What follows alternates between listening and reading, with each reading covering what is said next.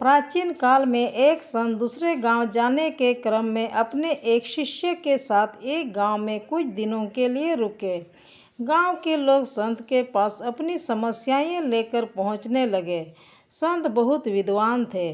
वे अपनी बुद्धि से सभी परेशानियों को दूर करने का रास्ता बता देते थे। कुछ ही दिनों में संत की प्रसिद्धि पूरे क्षेत्र में फैल गई। संत रोज प्रवचन भी देते थे। उनके उपदेश सुनने के लिए गांव में दूर दूर से लोग आने लगे। संत की बढ़ती प्रसिद्धि को देखकर गांव के एक पुजारी को जलन होने लगी। वह सोचने लगा कि इस तरह तो उसके भक्त भी संत के पास पहुंचने लगेंगे। पुजारी जलन की वजह से संत को शत्रु मानने लगा था।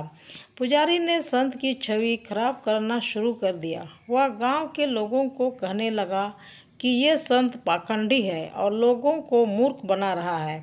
पुजारी के कुछ साथी भी इस काम में उसका साथ दे रहे थे।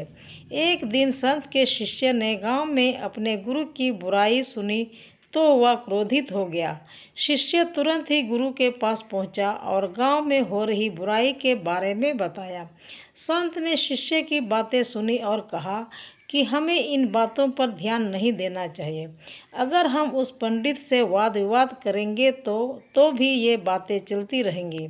जिस तरह हाथी पर कुत्ते भौंकते हैं लेकिन हाथी अपनी मस्त चाल से चलते रहता है, ठीक उसी तरह हमें भी ऐसी बुराइयों पर ध्यान नहीं देना चाहिए।